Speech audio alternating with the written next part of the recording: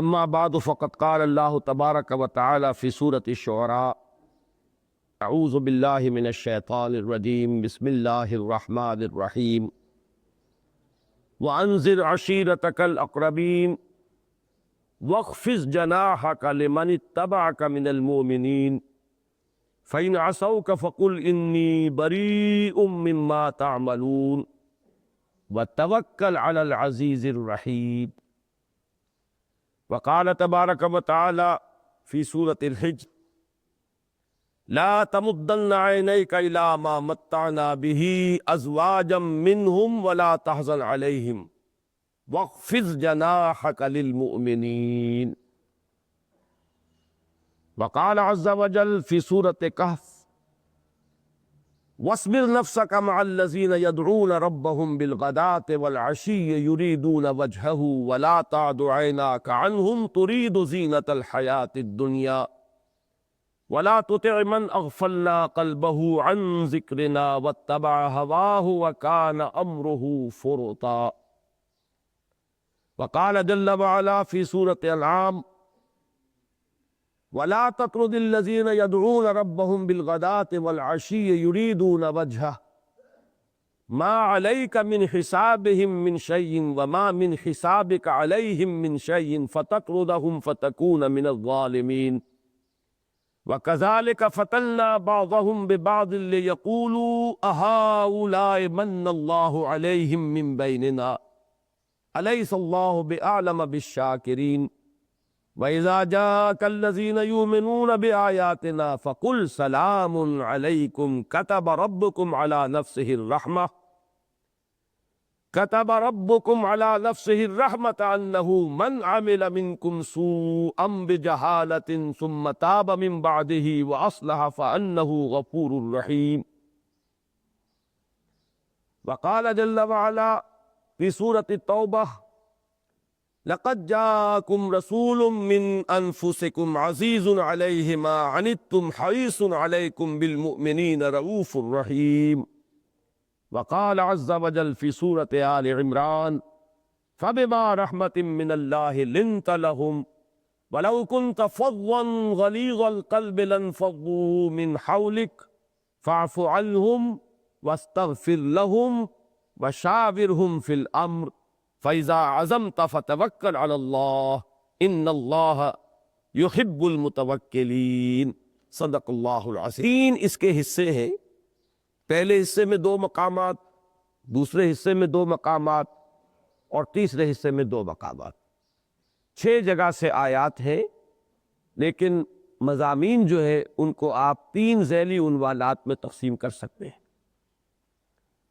سورہ شعراء اور سورہ ہجر کی جو آیات آئی ہیں ان میں جو اصل مضمون اس وقت بیان کرنا مقصود ہے وہ یہ ہے کہ وَاخْفِضْ جَنَاحَكَ لِمَنِ اتَّبَعَكَ مِنَ الْمُؤْمِنِينَ، یہ سورہ شعراء میں، وَاخْفِضْ جَنَاحَكَ لِلْمُؤْمِنِينَ یہ سورہ ہجر میں۔ حضور کو حکم دیا جا رہا ہے صلی اللہ علیہ وسلم اپنے بازوؤں کو جھکا کر رکھیے ان لوگوں کے لیے جو اہل ایمان میں سے آپ کا اتباع کر رہے ہیں، یا سورہ ہجر میں مزید کوئی وضاحت نہیں، اہل ایمان کے لیے اپنے بازوؤں کو جھکائیے، اپنے شانوں کو جھکا کر رکھیے۔ اور سورہ شعراء میں جو من کا لفظ آیا ہے حرف جار، من المؤمنین، یہ من تبعیضیہ بھی ہو سکتا ہے۔ اس صورت میں کیا ہوگا کہ کہنے کو تو مسلمان سبھی ہیں، لیکن اس طرز عمل کا جو آپ کو حکم دیا جا رہا ہے وہ ان کے لیے ہے کہ جو آپ کے متبعین ہیں بالفعل۔ لمن اتبعک من المؤمنین، یہاں گویا کہ یہ کوالیفیکیشن ہو جائے گی کہ ویسے تو قانونی طور پر تو منافق بھی مسلمان تھے، لیکن منافقوں کے لیے یہ طرز عمل نہیں بلکہ اس کے برعکس طرز عمل ہے جو سورہ توبہ میں اور سورہ تحریم میں آیا ہے، ایک لفظ کے شوشے کے بغیر، کہ یا ایھا النبی جاہد الکفار والمنافقین واغلظ علیہم، اے نبی منافقین سے تو وہ معاملہ ہونا چاہیے جو کفار کے ساتھ، ان کے ساتھ جہاد کیجئے، کشمکش کیجئے اور ان پر سختی کیجئے۔ وَلْيَجِدُوا فِيكُمْ غِلْظَةً، ہونا چاہیے کہ تمہارے اندر وہ اپنے لیے سختی پائی، یہ طرز عمل ہے منافقین کے لیے، لہذا وہ من تبعیضیہ ہو گیا۔ یا یہ من بیانیہ ہے کہ وہ اہل ایمان جو آپ کا اتباع کرتے ہیں، تو بات نتیجے کے اعتبار سے قطعاً اس میں فرق واقع نہیں ہوتا۔ اب نوٹ کرنے کی بات یہ کہ حکم کیا ہے؟ نرمی، شفقت، ان کا بھی احترام، اس لیے کہ یہ سمجھنا کہ یہ اللہ کا عطیہ، اللہ نے انہیں میری نصرت کے لیے، میری اعانت کے لیے پسند کیا ہے، چن لیا ہے۔ اس پہلو سے کسی بھی داعی کا اپنے تمام رفقا کے ساتھ معاملہ، کسی بھی امیر کا، وہ تو چین ہے امر کی اور نظم کی، اس میں ہر رفیق کو جو طرز عمل اختیار کرنا چاہیے، ہر امیر کو، ہر صاحب امر کو، ہر ذمہ داری کے منصب پر فائز کسی انسان کو، جو ماتحت ہے، جو اس کے ساتھی ہیں، جو اس کے معاون ہیں، کہ انہیں بھی محسوس ہو کہ ہماری وقت ہے ان کے دلوں میں، ہماری قدر کرتے ہیں، ہم پر شفقت کرتے ہیں۔ اب یہ لفظ نوٹ کیجئے کہ قرآن مجید میں آیا ہے والدین کے ساتھ جو رویہ ہونا چاہیے، اس کے لیے سورہ اسراء میں ہمارا وہ جو مین منتخب نصاب ہے، اس کے تیسرے حصے میں سورہ بنی اسرائیل کا جو تیسرا اور چوتھا رکوع ہے، اس میں یہ لفظ آیا ہے کہ والدین کے ساتھ کیا ہونا چاہیے؟ وَاخْفِضْ لَهُمَا جَنَاحَ الذُّلِّ مِنَ الرَّحْمَةِ وَقُلْ رَبِّ ارْحَمْهُمَا كَمَا رَبَّيَانِي صَغِيرًا۔ اپنے والدین کے سامنے اس طرح اپنے شانوں کو جھکا کر رکھو، رحمت اور شفقت کے ساتھ، جس کا کہ جو شکل ہونی چاہیے وہ کیا ہے کہ وَلَا تَقُلْ لَهُمَا أُفٍّ وَلَا تَنْهَرْهُمَا وَقُلْ لَهُمَا قَوْلًا كَرِيمًا، کہ ان کے لیے کوئی جھڑکنے والی بات نہ ہو، ان کو اف تک نہ کہو۔ اب وہ طرز عمل ہے جو خفض جناح میں یہاں پر ان الفاظ کے اندر ضائب کیا جا رہا ہے۔ تو اس سے اندازہ کرنا چاہیے جو بھی ذمہ دار شخص ہو، جو بھی کہیں امیر ہو، کسی چھوٹی جمعیت پر یا بڑی جمعیت پر، بڑی تعداد میں لوگ اس کی تحویل میں ہو یا چھوٹی تعداد میں، کہ اپنے ان ساتھیوں کے ساتھ اس کا طرز عمل کیا ہونا چاہیے؟ وَاخْفِضْ جَنَاحَكَ لِمَنِ اتَّبَعَكَ مِنَ الْمُؤْمِنِينَ فَإِنْ عَصَوْكَ فَقُلْ إِنِّي بَرِيءٌ مِّمَّا تَعْمَلُونَ وَتَوَكَّلْ عَلَى الْعَزِيزِ الرَّحِيمِ۔ اگر کوئی نافرمانی کرتے ہیں تو بھی یہ کہ انسان اس سے اپنا ایک اظہار برات تو کر دے، تمہارے اس عمل سے میں بری ہوں، لیکن یہ کہ اس میں پھر وہی وہ چنتا جو میں نے کہا پچھلے درس میں کہ تشویش نہ ہو، اس لیے کہ کل کا کل معاملہ تو اللہ کے حوالے ہے۔ وَتَوَكَّلْ عَلَى الْعَزِيزِ الرَّحِيمِ، اپنا توکل اپنی گنتی پر نہ رکھو، اپنے ساتھیوں سے زیادہ امیدیں وابستہ ہی نہ کرو، امید وابستہ کرو صرف اللہ کی ذات سے، توکل کرو صرف اللہ پر۔ بتوں سے تجھ کو امید ہے، خدا سے نا امیدی، مجھے بتا تو صحیح اور کافری کیا ہے۔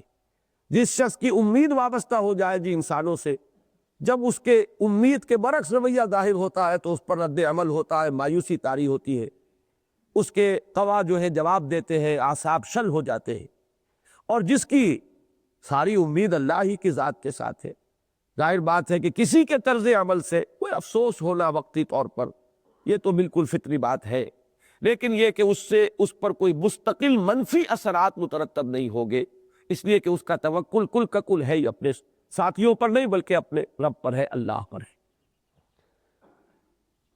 لا تمدن عینیک الی ما متعنا بہ ازواجا منہم، یہ مضمون چونکہ بعد میں اگلے دوسرے حصے میں آ رہا ہے، لہذا میں نے اس نے سورہ ہجر کی آیت میں سے صرف وہ ٹکڑے کو بیان کیا اس وقت کہ وَاخْفِضْ جَنَاحَكَ لِلْمُؤْمِنِينَ، گویا کہ اس میں آپ نے ایک بات سمجھ لی کہ جو مطلوبہ روش درکار ہے امراء سے اپنے مامورین کے حق میں، اس کا ایک وصف لازم کیا ہے؟ خفض جناح، اپنے کندھوں کو جھکا کر رکھنا رحمت اور شفقت کے ساتھ، اور ان کے سامنے تواضع اختیار کرنا، تحکمانہ لہجہ، تحکمانہ انداز نہ برتنا۔ اب آئیے دوسرا وصف، یہ بھی کسی اجتماعیت کے اندر ایک بڑا عملی مسئلہ ہوتا ہے، بڑی اس سے پیچیدگیاں پیدا ہوتی۔ ایک طرف ہے آئیڈیلزم، ایک طرف ہے ریئلزم، ان دونوں چیزوں کو بیک وقت اپنے ہاتھ میں تھام کر رکھنا دنیا کے مشکل ترین کاموں میں سے ہے۔ ریئلزم یہ ہے کہ دنیا میں جو بھی قانون اللہ نے بنا رکھا ہے اس کے اعتبار سے کسی بھی دعوت، کسی بھی انقلابی جد و جہد میں صاحب حیثیت لوگ آئیں گے تو گاڑی چلے گی، صاحب ثروت لوگ آئیں گے وسائل جمع ہوں گے، صاحب وجاہت لوگ آئیں گے تو کچھ لوگ ان کے اثرات کی وجہ سے کھنچ کر آ جائیں گے، یہ ریئلزم ہے، یہ واقعیت پسندی ہے، اس کو نظر انداز کر دینا غلطی ہوگی، اپنے پاؤں پر کلہاڑا مارنا ہوگا۔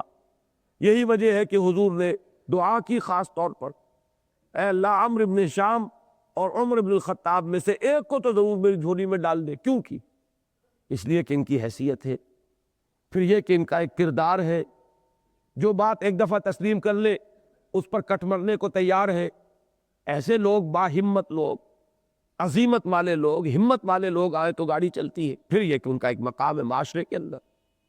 یہی وجہ ہے، دیکھیے، اعتراض کرنے والا اعتراض کر سکتا ہے جو ہائیسٹ آئیڈیالزم پر ہی بیٹھا ہوا ہو، آسمان ہی پر رہے، نیچے اترے ہی نہیں، اس کو تو اعتراض کی بات نظر آئے گی کہ حضور طائف گئے اور صرف 3 سرداروں سے ملے، کیا صرف سرداروں کو ہی دوزخ کی آگ سے بچانا تھا؟ کیا جو وہاں کے عوام تھے ان کا حق نہیں تھا؟ نبی کا کام تو یہ ہے کہ سب کو بلائے، اس کی دعوت عام ہونی چاہیے، اسے تو ایک ایک انسان کو بچانا ہے جہنم کی آگ سے۔ حضور نے خود فرمایا ہے حضرت علی سے، لَن يَهْدِيَ بِكَ اللَّهُ رَجُلًا وَاحِدًا خَيْرٌ لَكَ مِنْ حُمُرِ النَّعَمِ، اگر ایک انسان کو بھی اللہ تعالیٰ تمہارے ذریعے سے ہدایت دے دے تو یہ تمہارے لیے سرخ اونٹوں سے بڑھ کر بڑی دولت ہے۔ تو وہاں کیا اور انسان نہیں تھے؟ اب یہ ہے وہ چیز جو میں عرض کر رہا ہوں، میں نے یہ انداز اس لیے اختیار کیا کہ مسئلہ واضح ہو جائے کہ پریکٹیکلی یہ چیزیں ہوتی۔ اب یہ بھی ہوتا ہے، جو لوگ قبول کرتے ہیں وہ میں آپ کو بیان کر چکا ہوں، واضح کر چکا ہوں آپ کے سامنے۔ انقلابی جد و جہد کا یہ خاصہ ہے، انقلابی دعوت کا، کہ وہ ایم کرتی ہے اعلیٰ طبقات کو، ہدف بناتی ہے اولاً اس کو، لیکن آتے ہیں اس میں زیادہ تعداد کے اعتبار سے وہ نچلے طبقات سے، غرباء، فقراء، غلام، مسکین، اس لیے کہ ان کے پاؤں میں جو بیڑیاں ہیں وہ بھاری نہیں ہیں، سرمایہ داروں کے پاؤں میں بھاری بیڑیاں پڑی ہوئی ہیں، سرداروں کے پاؤں میں بڑی بھاری بیڑیاں پڑی ہوئی ہیں۔ وہ اگر اس دعوت کو قبول کرتے ہیں تو دولت جاتی ہے، حیثیت جاتی ہے، وجاہت جاتی ہے، سرمایہ جاتا ہے، سرداری جاتی ہے، چودراہٹ جاتی ہے۔ اس لیے وہ حضرت مسیح کا جو جملہ آپ نے سنا ہوگا کہ اونٹ سوئی کے ناکے میں سے گزر سکتا ہے، لیکن کوئی دولت مند انسان خدائی بادشاہت میں اور آسمانی بادشاہت میں داخل نہیں ہو سکتا۔ اب یہ بھی یوں نہ سمجھیے کہ قاعدہ کلیہ ہے، لیکن یہ کہ ایک عظیم حقیقت ضرور ہے۔ تو ان دونوں چیزوں کو سامنے رکھے۔ اب جو لوگ آئے ہیں، غرباء، مساکین، اگرچہ یہ میں واضح کر دیا کرتا ہوں کہ اعلیٰ طبقات میں سے جو آتے ہیں وہ 1 لاکھ کے برابر ہوتا ہے۔ ابو بکر کا جو مقام ہے، عثمان کا جو مقام ہے، طلحہ کا جو مقام ہے، زبیر کا جو مقام ہے، سعد بن ابی وقاص کا جو مقام ہے، عبد الرحمن بن عوف کا جو مقام ہے، سعید بن زید کا جو مقام ہے، یہی تو ہے نا جن کو آپ عشرہ مبشرہ کہتے ہیں۔ پھر بعد میں کچھ عرصے بعد اس میں حضرت عمر ایمان لائے، وہ شامل ہوئے، لیکن وہ تو 6 سال کی بات ہے۔ تو شروع میں یہ وہ لوگ ہیں جو ایمان لے آئے، اور ان میں سے ہر ایک کا جو مقام ہے وہ ہر شخص جانتا ہے۔ لیکن یہ کہ اب جو فقراء، غرباء یہ آئے ہیں، ان میں سے بھی ہر ایک کی خواہش ہے کہ حضور کی عنایت مجھی پر ہو، ہم حضور کی توجہ کا مرکز بنے۔ اب حضور صلی اللہ علیہ وسلم کے سامنے اس تحریک کی مصلحت ہے۔ فرض کیجئے کہ فقراء اور مساکین بیٹھے ہوئے، اس وقت کوئی سردار آ گیا ہے قرشی، اس وقت حضور اس کی طرف ملتفت ہو جائیں گے، اس کی طرف آپ التفات فرمائیں گے۔ یہ اس ریئلزم کا تقاضا ہے۔ ان کے دلوں پر ہو سکتا ہے کہ چرکا لگے کہ یہ ہماری شاید قدر نہیں ہے، شاید ان کی نگاہ میں بھی کہیں دولت ہی کا تو نہیں ہے اصل مقام، کیا ان کی نگاہ میں بھی یہ دنیاوی حیثیتیں اور وجاہتیں جو ہے، معاذ اللہ ثم معاذ اللہ، کیا ان کی وہی قدر و قیمت ہے جو دوسرے لوگوں کی نگاہوں میں ہے؟ اب یہ شک و شبے کا امکان پیدا ہوا۔ اچھا، اسی طریقے سے اب آپ اس پر غور کیجئے کہ فرض کیجئے جیسے کہ واقعہ میں نے ابھی آپ کو بتایا ہے، اس کا سن لیجئے، وہ واقعہ ہوا ہے قرآن مجید میں، وہ سورہ عبس کا آغاز وہیں سے ہوا ہے۔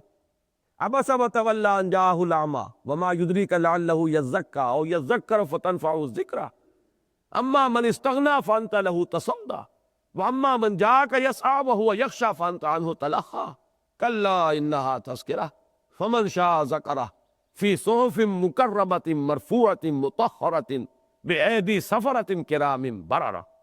اب یہ پورا جو ہے اس کا انداز، اس میں جلال، اس میں اللہ تعالیٰ کی جو خاص ایک شان جلالی ظاہر ہو رہی ہے، اس کو ذہن میں رکھیے کس چیز پر؟ کہ کچھ قرشی سردار بیٹھے ہوئے تھے، حضور ان سے گفتگو فرما رہے تھے، حضرت عبداللہ ابن ام مکتوم آ گئے. اب وہ نابینا بھی ہے، معذور ہے، وہ دیکھ بھی نہیں سکے صورتحال کیا ہے. وہ بار بار حضور کو اپنی طرف متوجہ کر رہے ہیں. حضور ان سے گفتگو میں مصروف ہیں، کوئی ذاتی غرض نہیں ہے معاذ اللہ. انہی غرباء اور فقراء کی مصلحت بھی اسی میں ہے کہ یہ صاحب حیثیت لوگ ایمان لائیں تو انہیں کچھ پروٹیکشن حاصل ہو، انہیں کچھ تحفظ ملے. دین کی مصلحت اس میں ہے کہ وہ گاڑی آگے چلے گی. لیکن اس وقت تو ذرا سی ناگواری ہو گئی اس پر حضور کو، اس پر بھی اللہ تعالیٰ نے گرفت فرمائی کہ آپ کو یہ طرز عمل اختیار نہیں کرنا چاہیے. اچھا، ایک اور رخ اس کا ہے کہ اس کو وہ کفار ایکسپلائٹ کرتے تھے کہ اے محمد ہم تو آپ کے پاس آنا چاہتے ہیں، لیکن یہ کیا آپ نے ہمارے کمی کاری، ہمارے غلام جن کی کوئی حیثیت نہیں، ان کو اپنے گرد جمع کر رکھا ہے، تو ہم کیسے آئیں؟ ہم بہرحال ہمارا ایک مقام ہے، ہم اپنے اس مرتبے سے گر کر ان لوگوں کے ساتھ نہیں بیٹھ سکتے، لہذا اگر ہم سے گفتگو کرنی ہے تو ان کو ہٹائیے. اب یہ ان کی چال ہے، وہ چاہتے ہیں کہ ان کے اندر بددلی پیدا ہو، تو جو بھی جمعیت ہے ہم نے تو ساتھ دینا نہیں، لیکن کوئی اور بھی ساتھ دینے والا جو ہے وہ ان کے ساتھ جڑا نہ رہے.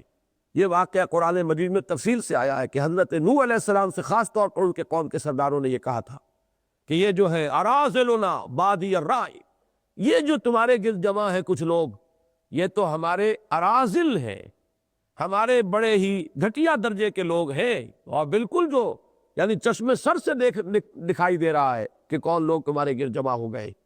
تو ان کے اوپر کوئی یعنی گھمنڈ نہ کرنا، ان کی کوئی حیثیت نہیں.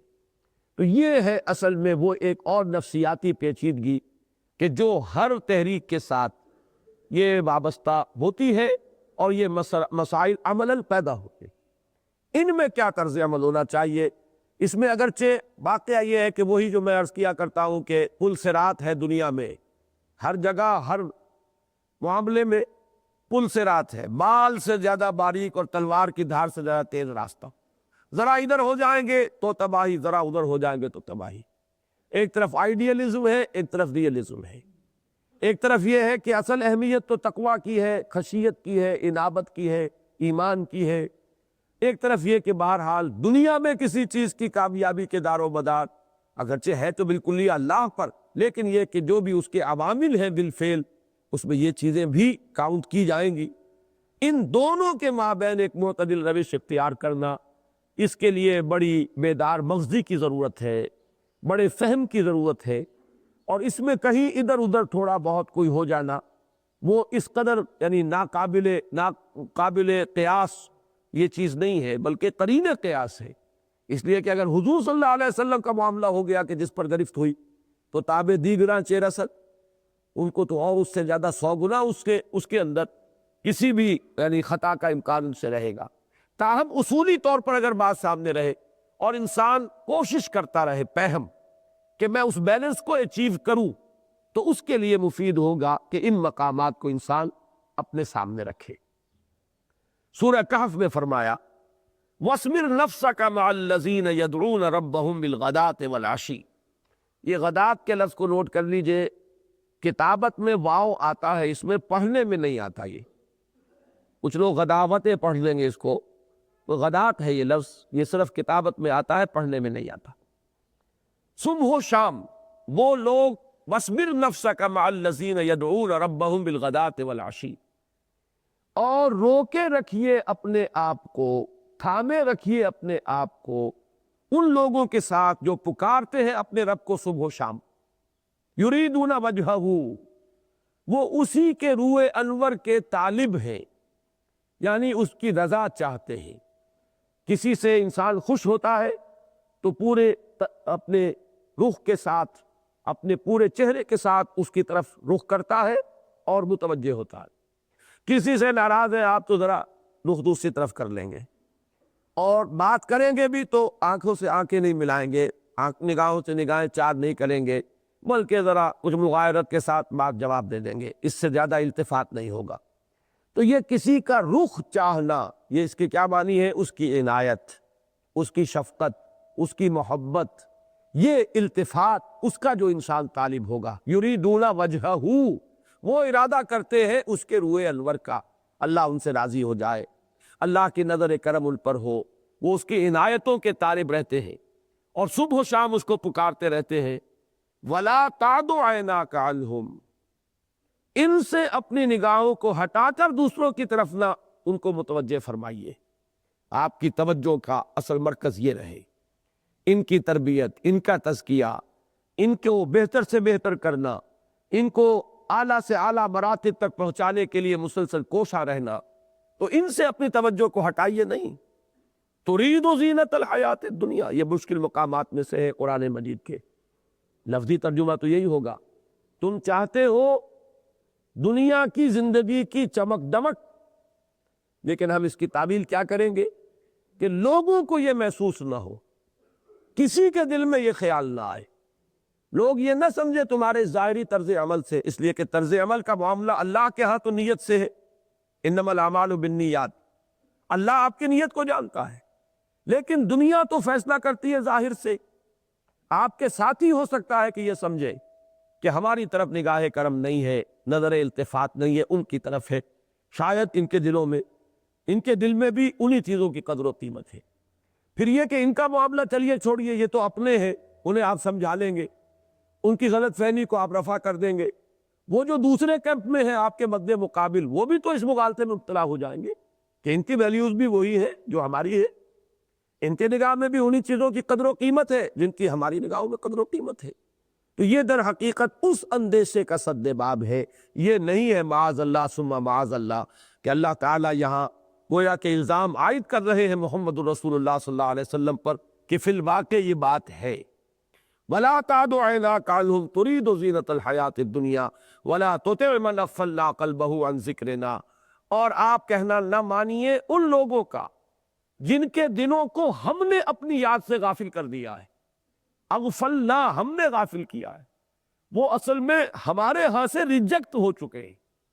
ریجیکٹ ہو جانا، مردود اسی کو کہتے ہیں، یعنی جیسے میں نے عرض کیا تھا کہ اللہ نے چنا ہے آپ کے لیے ساتھیوں کو پسند فرمایا ہے، یہ اللہ کا چوائس ہے۔ هو اجتباکم، اے مسلمانوں تمہیں اللہ نے پسند کیا ہے، اور جن کو یہ توفیق نہیں ملی they have been rejected by اللہ، اللہ نے ان کو ناپسند کیا ہے، اللہ نے انہیں آپ کی رفاقت اور آپ کی اعانت اور آپ کے ساتھی بننے کے اہل نہیں سمجھا ہے، تو ان کو غافل کر دیا اپنے دلوں سے۔ اب ان کو اگر وہ صاحب حیثیت ہے، اگر وہ صاحب استطاعت ہے، اگر وہ اصحاب سیادت و قیادت ہے، تو بھی آپ ان کو چندہ اہمیت نہ دیجئے اور ان کی بات نہ سنیے۔ یہ توتے جو ہے، جیسے میں نے عرض کیا کہ امر کے معنی عربی زبان میں حکم کے بھی آتے ہیں، مشورے کے بھی آتے ہیں۔ اطاعت کے معنی بالفعل کسی کی بات پر عمل کر لینا بھی ہے، اور بالفعل اس کی بات دلی آبادگی سے سن لینا بھی ہے۔ یہ در حقیقت آپ ان کی بات پر کان ہی نہ دھریے، یہ ترجمہ ہوگا یہاں۔ تو وہ لوگ آتے تھے اور طرح طرح کی مصلحتیں سجھاتے تھے، کوئی بارگیننگ کی کوشش کرتے تھے، سفارتیں آ رہی ہیں بار بار، اور سفارتوں میں کون آتے تھے؟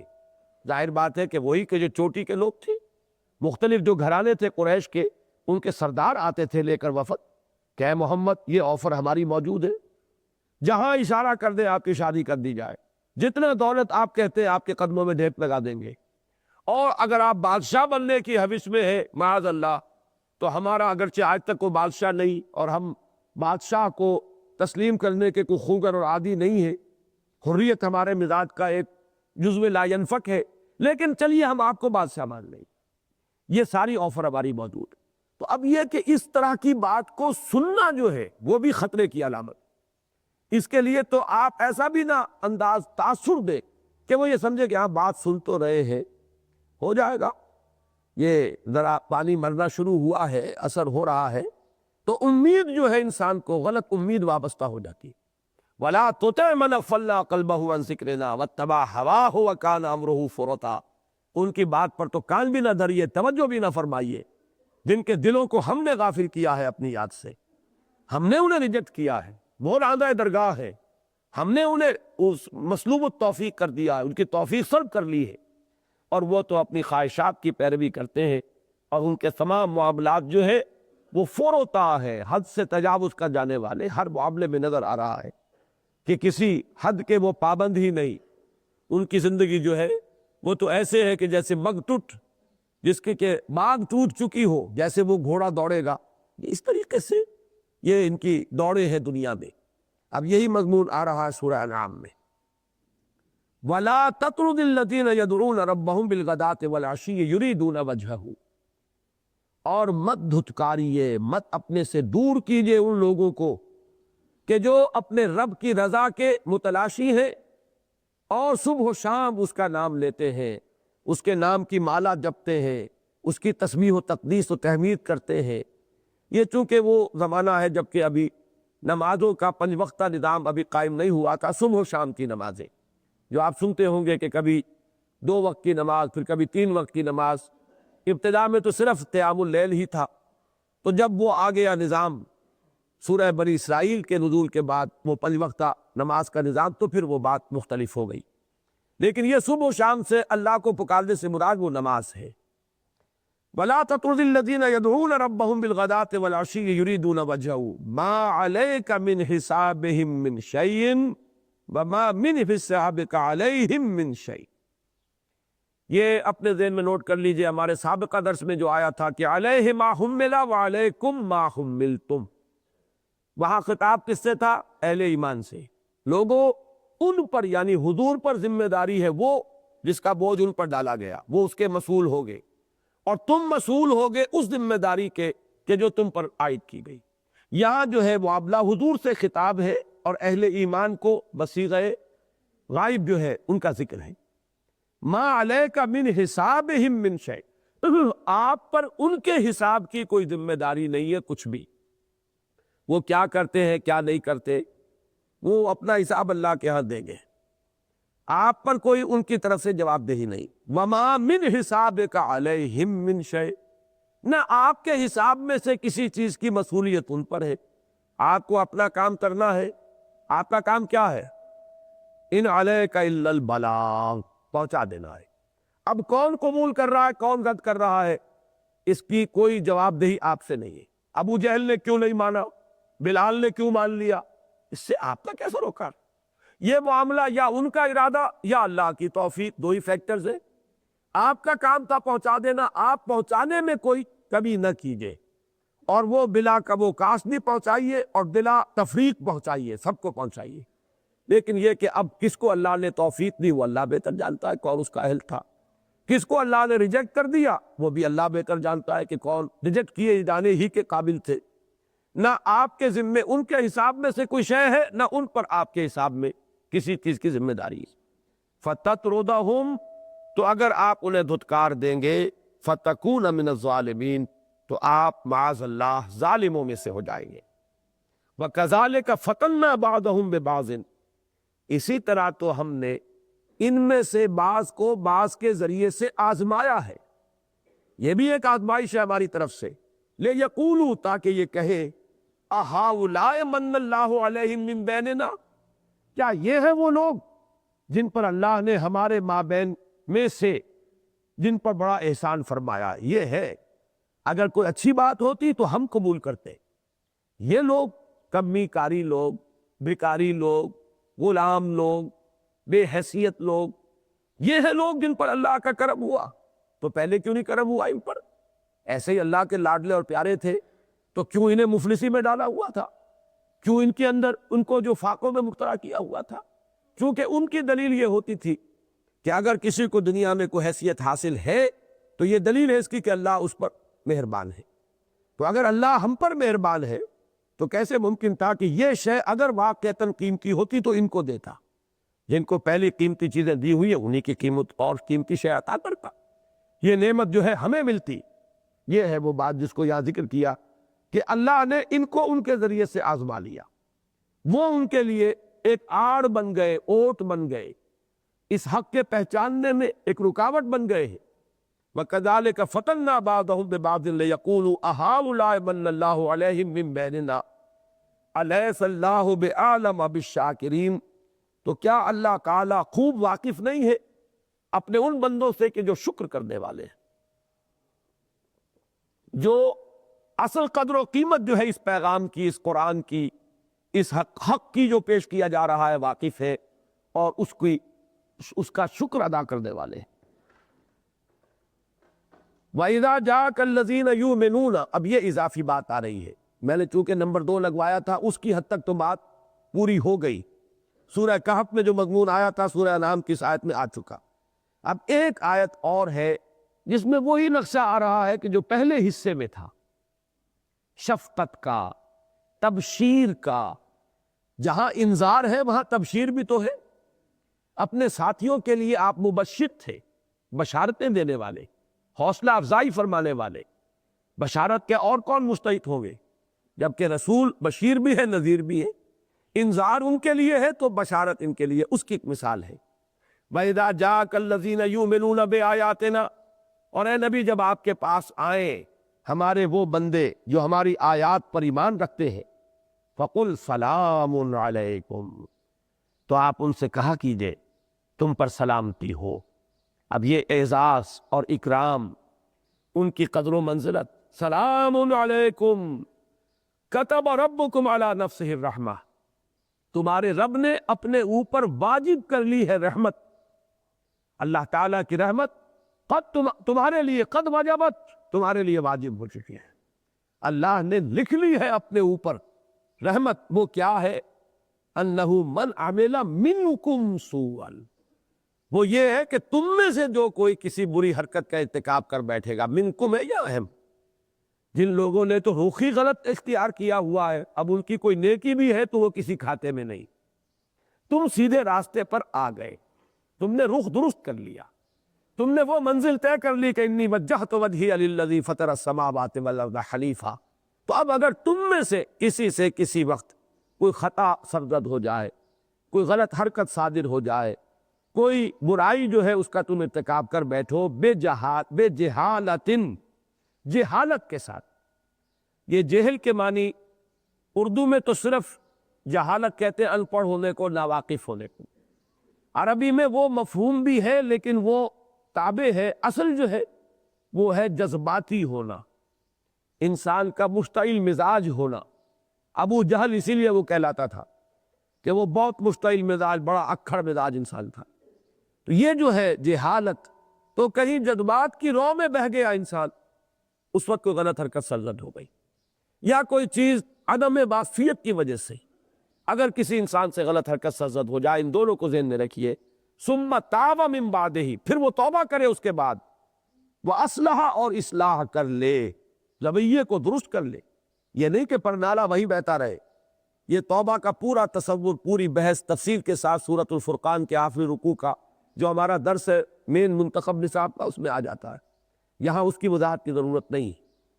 فَإِنَّهُ غَفُورٌ الرحیم، تو یقیناً اللہ تعالیٰ غفور الرحیم ہے۔ یہ ہے گویا کہ ایک تبشیر اور ایک بشارت۔ اللہ کی شان غفاری جو ہے اس کو ان کے سامنے بار بار لاتے رہنا کہ خطا اگر ہو گئی، یہ کوئی بات نہیں ہے، تم بھی استغفار کرو، میں بھی تمہارے لیے استغفار کروں گا، اللہ تعالیٰ تمہیں معاف فرمائے گا۔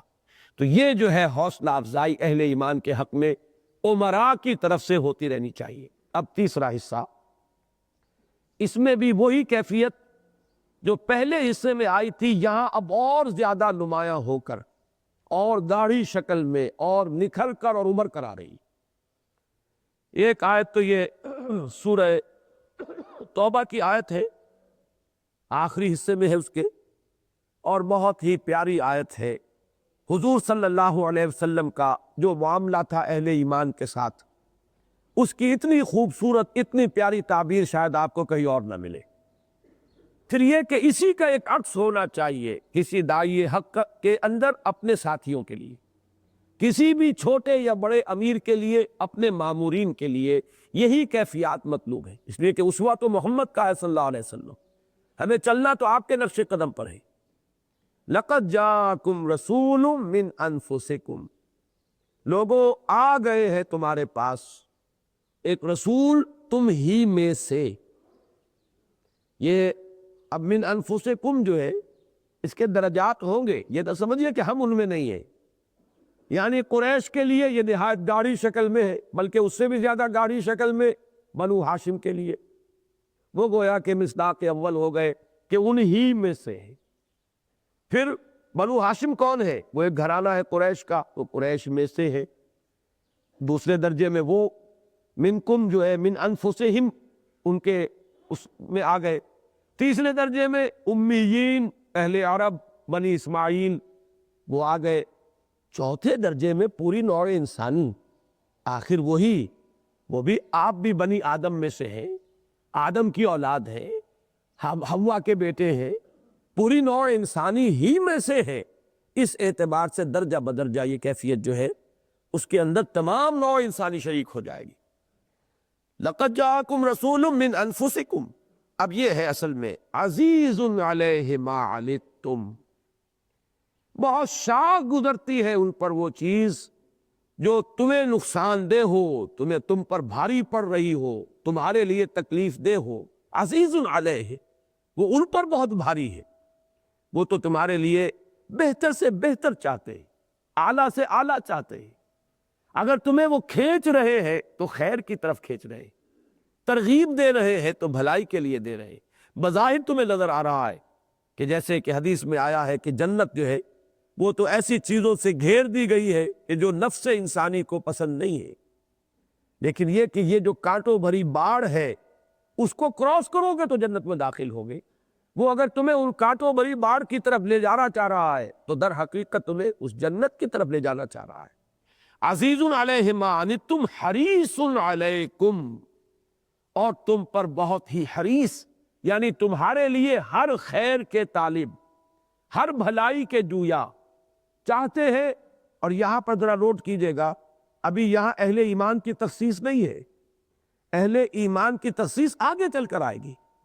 یہ تو حضور کی وہ کیفیت ہے، قلبی کیفیت، جو پوری نوع انسانی کے لیے۔ آپ کا سینہ نہایت کشادہ ہے، ہر فرد نوع بشر کے لیے آپ یہی چاہیں گے کہ وہ سختی سے بچے اور بھلائی حاصل کرے، اس کے لیے خیر ہو، اس کے لیے فلاح ہو، اس کے لیے فوز ہو، اس کے لیے اعلیٰ سے اعلیٰ مراتب ہو۔ اس میں کوئی بخل نہیں ہے محمد رسول اللہ کے مزاج میں۔ وہ بات جو ہے سابقہ بعض انبیاء کے ہاں اب ہم نہیں کہہ سکتے کہ اس کی نسبت ان کی طرف درست ہے یا نہیں ہے، لیکن منطقی اعتبار سے اس کا ایک محل اور مقام بن جاتا ہے کہ حضرت مسیح کے بارے میں یہ ہے موجودہ انجیل میں کہ یہ پیغام دوسروں کے لیے نہیں ہے، اور ایسے سخت الفاظ بھی آ گئے ہیں کہ کوئی شخص جو ہے وہ اپنے بچوں کے حصے کی روٹی کتوں کے آگے نہیں ڈالتا۔ تو تمہارے بچوں کے لیے ہے، یعنی بنی اسرائیل کے لیے۔ جہاں تک تو یہ ہے کہ میں صرف اسرائیل کے گھرانے کی کھوئی ہوئی بھیڑوں کی تلاش میں آیا ہوں، یہ بات تو بالکل منطقی ہے اور صحیح ہے، اس لیے کہ آپ کی بعثت ہے صرف بنی اسرائیل کی طرف، رسولاً الی بنی اسرائیل، اور تمام رسول جو ہے وہ کسی نہ کسی معین قوم یا قبیلے یا شہر کی طرف بھیجے گئے ہیں۔ یہ تو صرف ایک مستثنیٰ ذات ہے محمد الرسول اللہ کی صلی اللہ علیہ وسلم، جن کی بعثت عام ہے الی کافۃ الناس، وما ارسلناک الا کافۃ للناس بشیرا ونذیرا، اے نبی ہم نے نہیں بھیجا ہے آپ کو مگر پوری نوع انسان کے لیے بشیر و نذیر بنا کر۔ اس پہلو سے یہاں پر تو جانیت ہوگی کہ یہ در حقیقت آپ کے اندر دعوت حق کے لیے تو یہی تو کیفیت مطلوب ہے کہ خیر خواہی کے جذبے سے ہو۔ تو پوری نوع انسانی کو دعوت دینی ہے تو پوری نوع انسانی کے لیے خیر خواہی نہیں ہوگی تو دعوت کا تقاضا کسی ابتدائی درجے میں بھی پورا نہیں ہو سکتا۔ لہذا یہاں ابھی تخصیص نہیں ہے، عموم ہے۔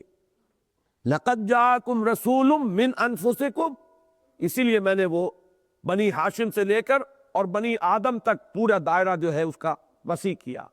اور عزیز علیہ ما عنتم حریص علیکم، اس میں بھی پوری نوع انسانی آئے گی۔ البتہ آخری ٹکڑا جو ہے بالمؤمنین رؤوف الرحیم، مومنین کے حق میں تو انتہائی رؤوف، انتہائی رحیم۔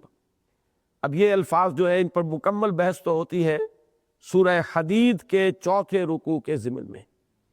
سورہ حدید میں عجیب بات ہے، یہ اللہ کے لیے یہ صفت آئی ہے پہلے رکوع میں، هو الذی ينزل على عبده آیات بینات لِيُخْرِجَكُم مِّنَ الظُّلُمَاتِ إِلَى النُّورِ وَإِنَّ اللَّهَ بِكُمْ لَرَؤُوفٌ رَحِيمٌ۔ آخری رکوع میں یہ الفاظ آئے ہیں حضرت عیسیٰ علیہ السلام کے متبعین اور پیروکاروں کے لیے، وَجَعَلْنَا فِي قُلُوبِهِمْ رَأْفَةً وَرَحْمَةً، ان کے دلوں میں ہم نے رافت اور رحمت پیدا کر دی۔ یہاں یہ الفاظ رؤوف اور رحیم حضور کے لیے آئے، اس اعتبار سے بحث تو وہاں ہو جاتی ہے۔ یہاں صرف یہ ذہن میں تازہ کر لے کہ یہ ایک ہی کیفیت کے دو رخ ہیں۔ پہلے ہمدردی ہوتی ہے، پھر کوئی مدد کی جاتی ہے۔ پہلے کسی کے دکھ کو آپ اپنے اندر محسوس کریں، تبھی تو آپ اس کی مدد پر آمادہ ہوں گے، جس کو ہمارے یہاں فزیولوجی میں سینسری اور موٹر۔ پہلے آپ کو کوئی احساس ہوا کہ کسی چیز نے مجھے کاٹا ہے یہاں، پھر یہ کہ آپ کا ہاتھ جو ہے ایک دم وہاں سے ہلا اور ہٹا۔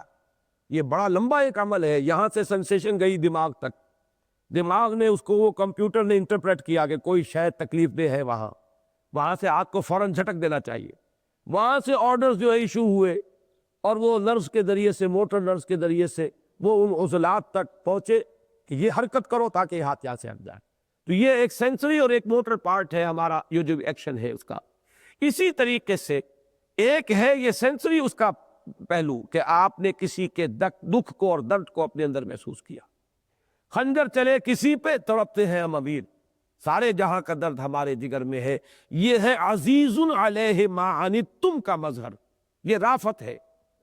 اور حریص علیکم، اس کا مظہر جب داڑھا ہو کر آئے گا اہل ایمان کے حق میں، تو بالمؤمنین رؤوف تو ہو گیا وہ، عزیز علیہ ما عنتم، اور رحیم، انتہائی شفیق، مہربان، دکھ کو دور کرنے والے۔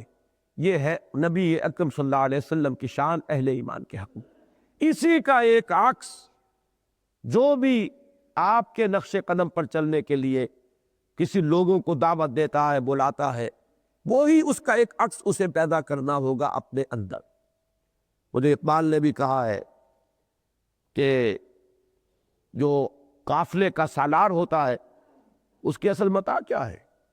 یہی ہے، اس کے دل کے اندر جو ہے وہ نفس گرم بھی ہو، دل روشن بھی ہو، اپنے ساتھیوں کے حق میں بہت نرم خو بھی ہو، ان کے دلوں کو موہ لینے والا بھی ہو۔ یہ ساری جو ہے کیفیات مطلوب ہے۔ اب آئیے سورہ آل عمران کی آیت نمبر 159، وقت بہت کم رہ گیا ہے، اور یہ آیت اس سلسلے کی اہم ترین ہے۔ فَبِمَا رَحْمَةٍ مِّنَ اللَّهِ لِنْتَ لَهُمْ۔ یہ تو گویا کہ جو کچھ اب تک ہم نے پڑھا ہے، جو وہاں بیان کیا گیا تھا کہ ایسا کیجئے، یہاں آ رہا ہے کہ ایسا فی الواقع ہے۔ حضور کی شان بالمؤمنین رؤوف الرحیم ہے، اور یہیں سے یہ شروع ہو رہا ہے کہ یہ اللہ کی رحمت کا مظہر ہے۔ فَبِمَا رَحْمَةٍ مِّنَ اللَّهِ لِنْتَ لَهُمْ، لانا یلینو، نرم پڑ جانا، لنت لہم، اے نبی آپ ان کے حق میں بہت نرم ہے، یہ اللہ کی بڑی رحمت ہے، اللہ کی بڑی شفقت ہے۔ اور در حقیقت اللہ نے آپ کا مزاج اس طرح بنایا ہے، یہ اللہ تعالیٰ ہی نے آپ کی طبیعت کی ساخت ایسے بنائی ہے۔ فَبِمَا رَحْمَةٍ مِّنَ اللَّهِ لِنْتَ لَهُمْ وَلَوْ كُنْتَ فَظًّا غَلِيظَ الْقَلْبِ لَانفَضُّوا مِنْ حَوْلِكَ، اگر آپ ہوتے فظ، سخت دل، اور تند خو، غلیظ القلب، دل جو ہے سخت ہوتا آپ کا، لَانفَضُّوا مِنْ حَوْلِكَ، کو یہ آپ کے ہاں سے، آپ کے پاس سے، آپ کے گردا گرد سے یہ منتشر ہو جاتے۔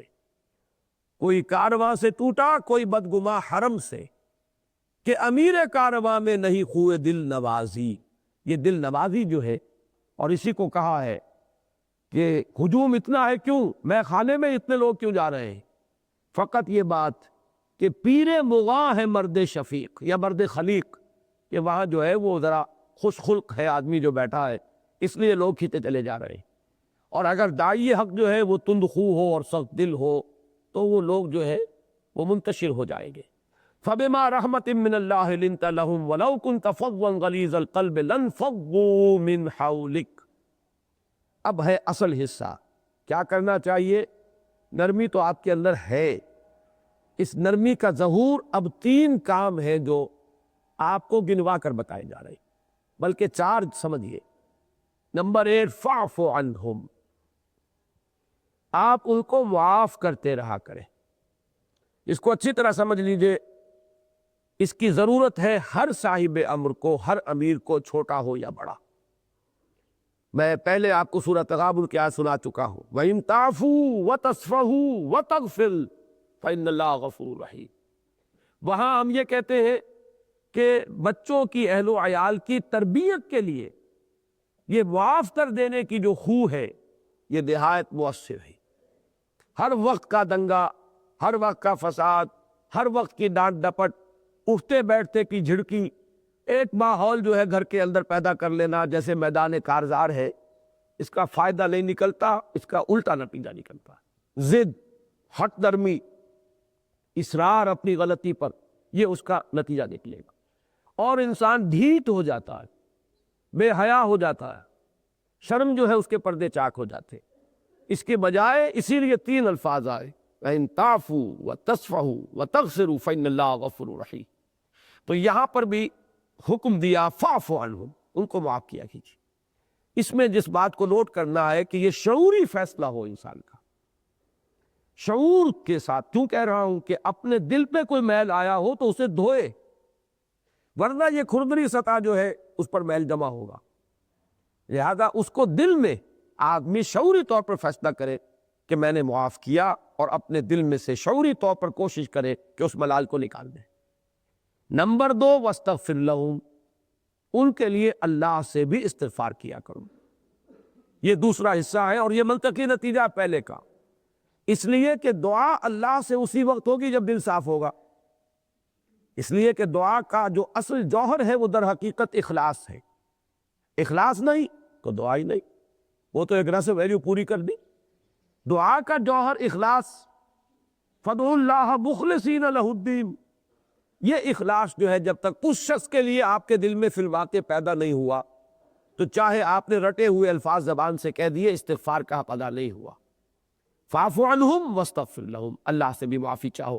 جس طرح میں نے وشس سرکل آپ کو بتایا تھا، ویسے ہی اچھی باتوں کے اندر بھی یہ نسبت ہو جاتی ہے۔ آپ نے معاف کیا تو استغفار کریں گے، استغفار کریں گے تو اور دل صاف ہوگا۔ اس کا ریباؤنڈ بھی ہے، اس کا ایک عکس بھی ہے۔ تنہائی میں اگر کہیں آپ اپنے کسی ساتھی کی کسی خطا پر، فروگزاشت پر، اس کی کسی زیادتی پر جو اس نے آپ پر کی ہے، اگر آپ اللہ سے استغفار کریں گے تو آپ کے دل کے اندر سے اگر کوئی ریزینول ایفیکٹ اگر کوئی رہ بھی گیا تو وہ بھی دھل جائے گا۔ تو فاعف عنہم واستغفر لہم۔ تیسری چیز، وشاورہم فی الامر، اور انہیں شریک کیا کیجئے مشورے میں، معاملات کے بارے میں مشورہ کیا کیجئے ان سے، امر کے بارے میں۔ امر بڑا وسیع لفظ ہے، جو بھی معاملات ہو۔ یہاں نوٹ کیجئے، اصل میں یہ حکم جو دیا جا رہا ہے خاص اپنے ان کمزور اور ضعیف ساتھیوں کے دل میں، کہ چونکہ پس منظر جو ہے وہ انہی کا ہے سارا، کہ ان کے لیے نرمی، ان کے لیے درستی نہیں، سختی نہیں، داروگیر نہیں، ہر وقت کی ڈانٹ ڈپٹ نہیں، بلکہ ان کو معاف کرنا ہے شعوری طور پر، ان کے لیے استغفار کرنا ہے۔ اور پھر یہ کہ ایسا نہ ہو کہ تمہاری نگاہوں میں ان کی قدر اس طرح گر جائے کہ اب مشوروں سے انہیں خارج کر دو۔ یہ تیسرا نتیجہ نکل سکتا تھا جس کا کہ یہاں پر سد باب کیا گیا، کہ وہ اعتماد جو ہے اس کو ٹھیس نہ لگ جائے، عزیز ٹھیس نہ لگ جائے آپ گینوں کو۔ اس لیے کہ یہ چیز بھی، ہر چیز کا انسان جو ہے وہ تاثر لیتا ہے کہ اب میں ان کی گڈ بکس میں نہیں رہا، اب یہ مجھ سے بات نہیں کرتے، اب یہ مجھ سے کبھی مشورہ نہیں کرتے۔ یہ گویا کہ ان کے دل کو آپ سے دور کرنے میں اس کی بڑی تاثیر ہوگی، اور ظاہر بات ہے کہ یہ دلوں کے فاصلے در حقیقت اس اجتماعیت کے ذوف کا موجب ہوں گے کہ جو آپ اللہ کے دین کے لیے قائم کرنے کی کوشش کر رہے ہیں۔ لہذا ان کو بھی مشوروں میں شریک کیا کیجئے، اس لیے کہ مشورے میں شرکت کرنا جو ہے اور شریک کرنا کسی کو در حقیقت ایک اظہار اعتماد ہے کہ ان کی فہم پر، ان کی سمجھ پر، ان کے خلوص پر آپ کو اعتماد ہے، تبھی انسان مشورہ کرتا۔ شاورہم فی الامر، البتہ یہ ہے کہ فیصلہ تم پر کوئی ٹھوسنے والا نہیں ہے۔ وَإِذَا عَزَمْتَ فَتَوَكَّلْ عَلَى اللَّهِ، یہ ضروری تو نہیں، مشورے کا تو مطلب ہی یہ ہے۔ مشورہ اپنے لفظ کے اعتبار سے کس چیز کے لیے بنا ہے کہ مشورہ لازماً قبول نہیں کیا جائے گا، وہ حکم ہوتا ہے۔ مشورہ تو یہ ہے کہ آپ نے مشورہ دیا، آپ کو اختیار ہے قبول کرے نہ کرے۔ اس لیے یہ کہ ان کمزور لوگوں کو بھی مشورے میں شریک کرنے میں حرج کیا ہے؟ اگر تو یہ ہوتا کہ صاحب کاؤنٹنگ آف ووٹ سے فیصلہ ہونا ہے، تو اس قسم کے لوگوں کو اگر شریک کر لیں گے تو غلط فیصلہ ہو سکتا، تب تو آپ کو گارڈ کرنا چاہیے، چھلنیاں لگانی چاہیے، بڑا چھلنیوں میں سے چھل کر لوگ آئیں کہ جو مشورے جن سے آپ کریں اور جو مشورہ دے۔ لیکن جب معاملہ یہ ہے ہی نہیں، یہاں تو مشورہ ہے، یہاں کاؤنٹنگ آف ووٹ سے فیصلہ نہیں ہے۔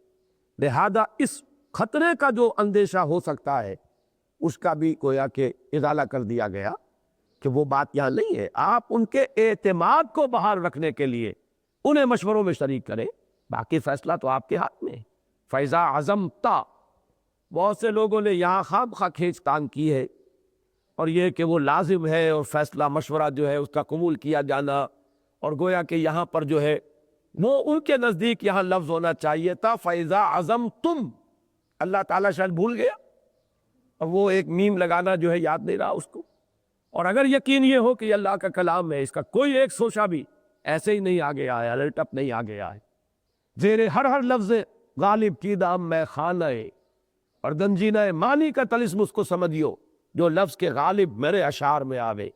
اگر اس پر یقین ہے تو بڑا فیصلہ کن ہے کہ یہ ضمیر کیا فیضا عزمتا، جب اے نبی آپ فیصلہ کر لیں، طے ہو گیا، فتوکل علی اللہ، پھر اللہ پر توکل کیجیے. پھر یہ نہیں کہ کون ساتھ ہے کون نہیں ہے، کس کی رائے مخالف تھی اور کس کی رائے حق میں تھی. جس کی رائے کے مخالف فیصلہ کیا ہے وہ تو ساتھ نہیں دے گا، تو پھر کیسے گاڑی چلے گی. یہ تمام چنتا، یہ تشویش اٹھا کر جھٹک دیجئے، دور کر دیجئے. توکل جو ہے وہ آپ کا صرف اللہ پر ہوگا. ان اللہ یحب المتوکلین. اور جانتے ہی ہیں آپ کہ یقیناً اللہ تعالیٰ تو محبت فرماتا ہے متوکلین سے، اپنے ان بندوں سے جو اس کے حوالے معاملے کو کرے اور اسی پر توکل کرے. یہ یقین رکھیں گے ہوگا وہی جو اللہ چاہے گا. باقی کسی کی ناراضگی سے اور کسی کی رضامندی سے، کسی کا ساتھ دینے سے اور کسی کا ساتھ نہ دینے سے کوئی فیصلہ کن فرق واقع نہیں ہوگا. بارک اللہ لی ولکم فی القرآن العظیم ونفعنی وإیاکم بالآیات والذکر الحکیم.